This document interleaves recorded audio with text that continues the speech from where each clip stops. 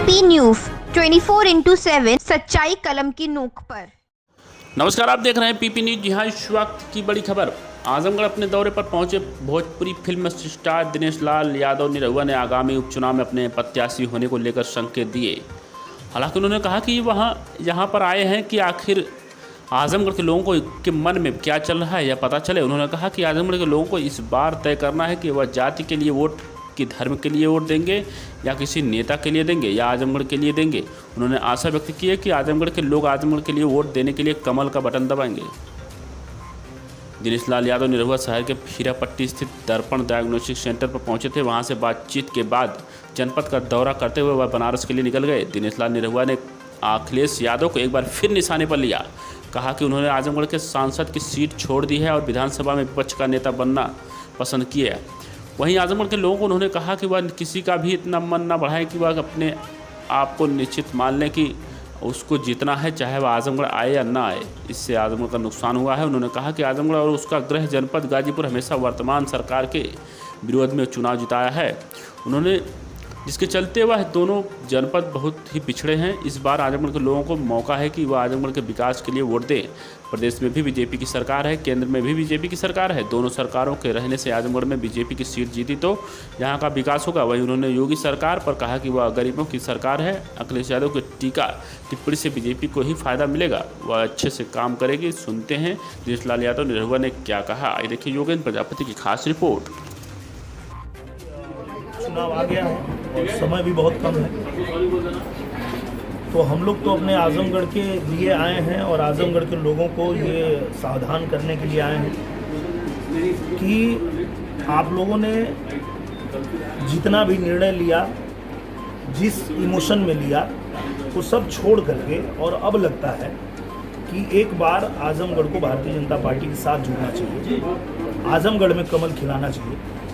क्योंकि अभी कोई भैया बता रहे थे और अच्छी बात बता रहे थे कि समाजवादी पार्टी के जो नेता हैं और जो वो लोग जहाँ के हैं वहाँ तो बड़ा विकास किए, लेकिन जिस जगह को कहते हैं कि ये मेरा गढ़ है, आजमगढ़ मेरा गढ़ है, गाजीपुर मेरा गढ़ है, ये गढ़ ही सबसे पिछड़ा हुआ है। इसका कारण कभी तलाशने की कोशिश किया लोगों ने?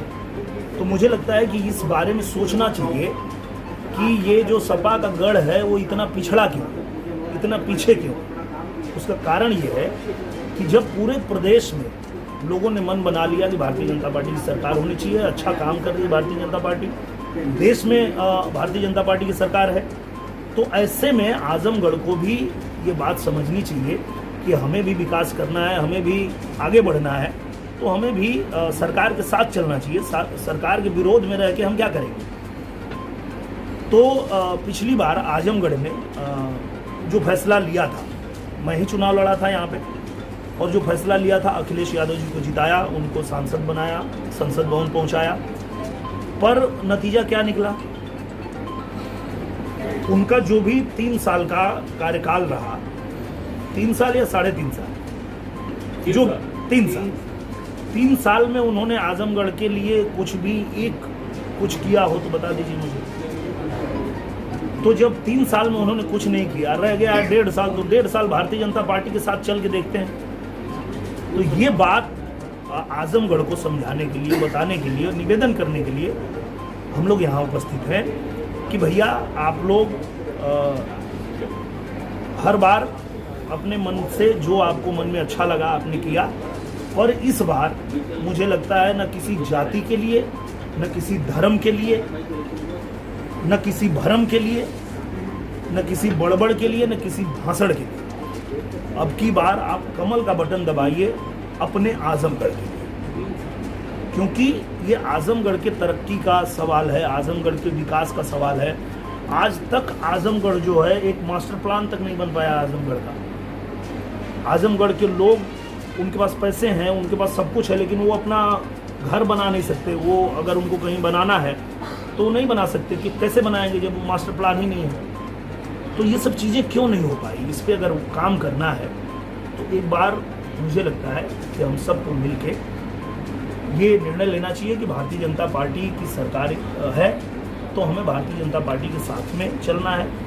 अगर लगता है कि 3 साल में अखिलेश यादव जी ने यहाँ आजमगढ़ के लिए जो किया है, 1.5 साल में उससे कुछ खराब होगा तो बदल देंगे। 1.5 साल ही बचा है ना, तो 1.5 साल सरकार के साथ चल के देखते हैं।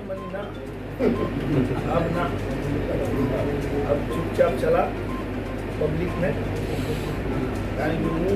देखने के बाद तो वो नहीं बोल रहा मेरे बाप ही का, सामने वाले भी तो सावधान हो जाते हैं।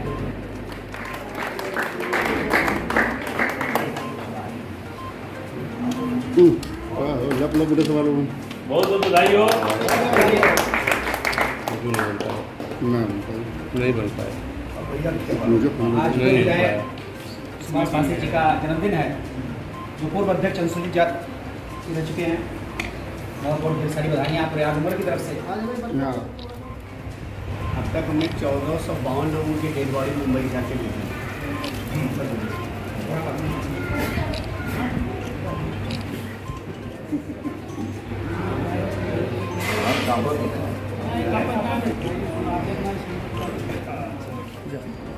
पीछे है ना,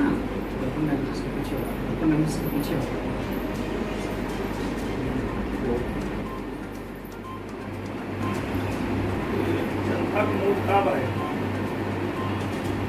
कोई डाउट थोड़ी है, वो किसमें पूछा जाता है कि तो क्या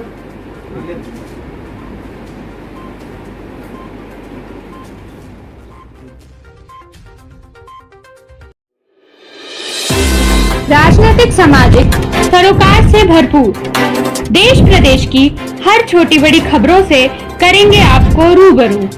आइए रुक करते हैं आज के खबरों की ओर आपके अंदाज में। ताज़ा अपडेट के लिए चैनल को सब्सक्राइब, शेयर करें और बेल आइकन दबाना ना भूलें।